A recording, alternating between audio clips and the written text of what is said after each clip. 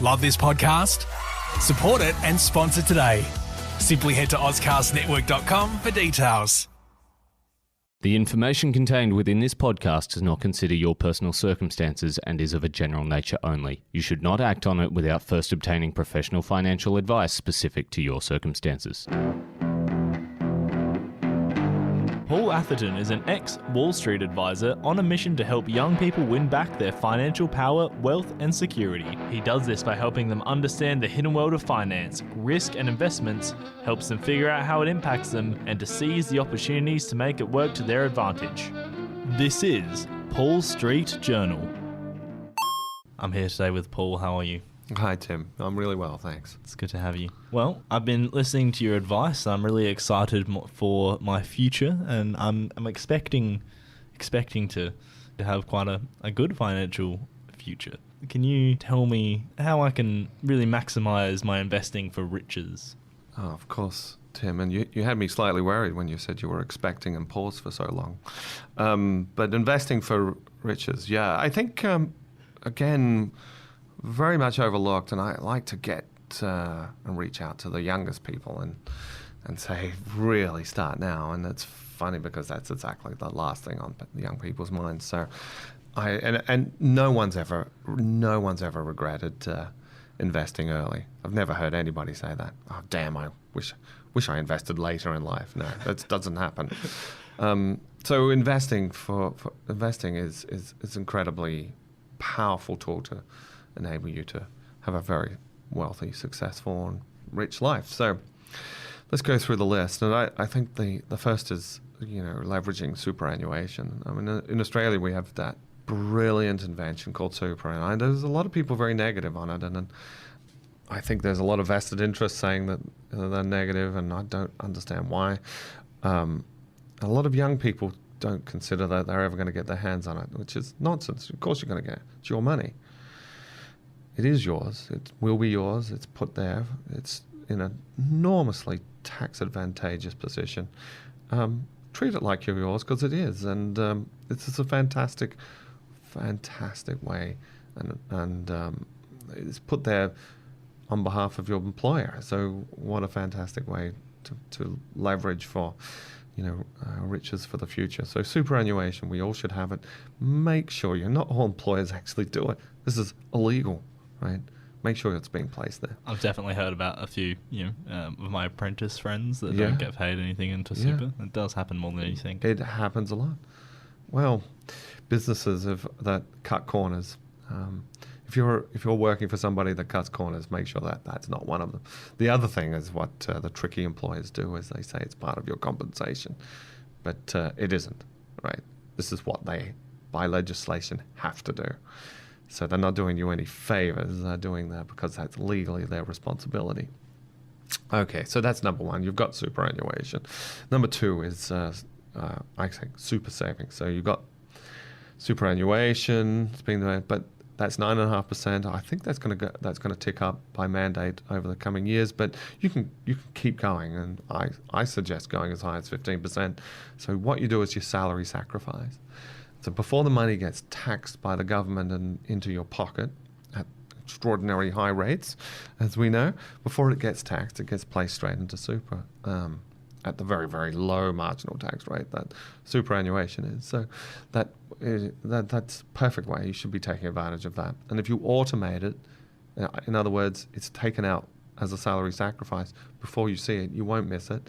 And the wealth accumulation would be quite significant. And that tax efficiency is capped at 20 grand, I think. So 15% is probably about right for most people. Probably. Even if you're earning about 120, it still comes under the... Yeah. I think it's interesting. I think also it's about getting the right balance.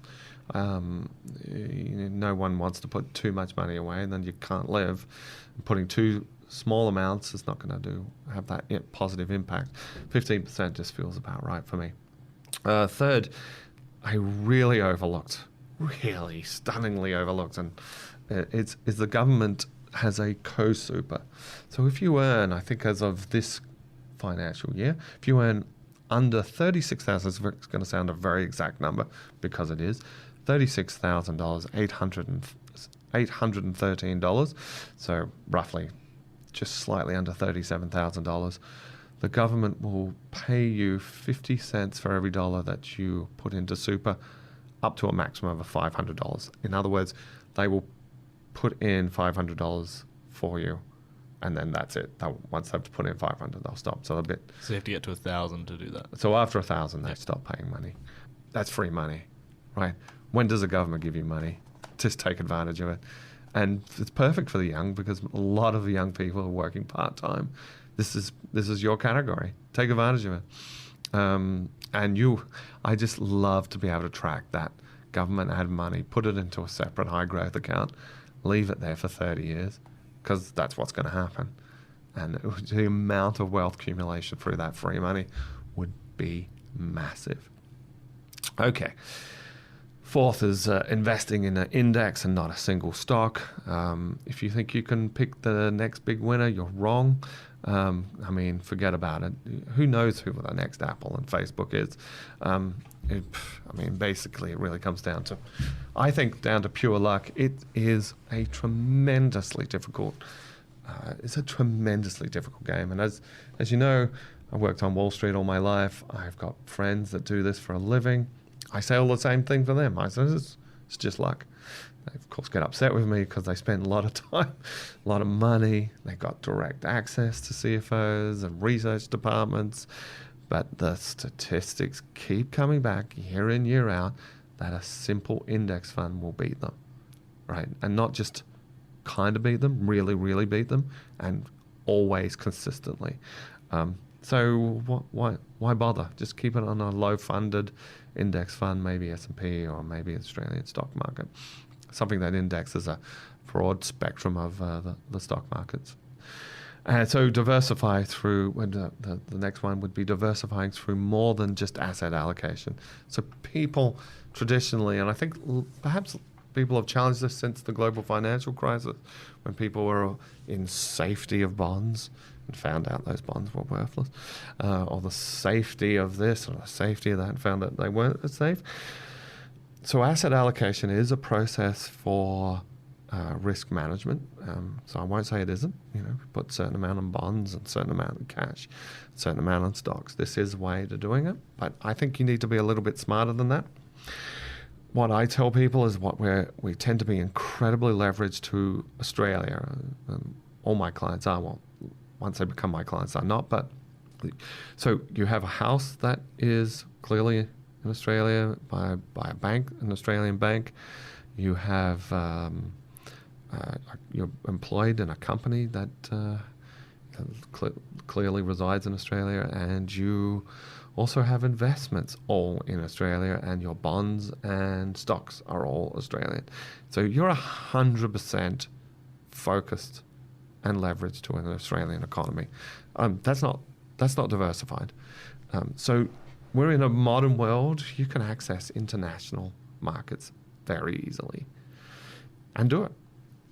Maybe really spend a little bit of time doing it. And this is it's when it's good to get a solid financial advisor. And look at those markets. Is Australia, maybe you want to look at the US or the UK or Europe, or perhaps even, if you want to be brave, emerging markets. But I'm not saying put lots of money in there per se, but you really need to think about diversity in terms of country allocations. So you can, if there's a severe downturn in Australia, it won't negatively impact or less negatively impact your investments. So even splitting it into thirds, let's say, and putting some in the S&P 500 and etc. So then that way, if one of them kind of goes down, you've still got kind of 2/3 of your. Perfect. Yeah. I actually, Tim, it's funny, and maybe you've been talking to me too often, but that's one of my rules, is the rule of thirds. Oh, you're joking. Yeah. So the rule of thirds, it's a third in Australia, a third international, a third potentially in bonds or whatever. But again, for our listeners, try and get some solid financial advice. If anybody tells you to put a third into Bitcoin, then run away. It sounds like it's more like betting on a horse race than it is researching and investing. Well, think about it. This is investing. It's going to be long term, and that's why I say indexes are so good. The S&P. What do I always tell the examples? The Dow Jones was started in 1896. It will be here in 2096, right? Will Apple? I don't know. Facebook? I don't know. You know, we all said that apparently about MySpace. And that didn't go anywhere. So who knows? I've been around long enough to see the unbeatable stocks become very, very, very beatable. But indexes are still here. Again, asset allocation, diversify your risk. People in Australia are nowhere near as diversified or risk managed as they should be. Excellent. Well, thank you for that advice, Paul. Awesome. Paul Street Journal. Love this podcast? Support it and sponsor today. Simply head to AuscastNetwork.com for details.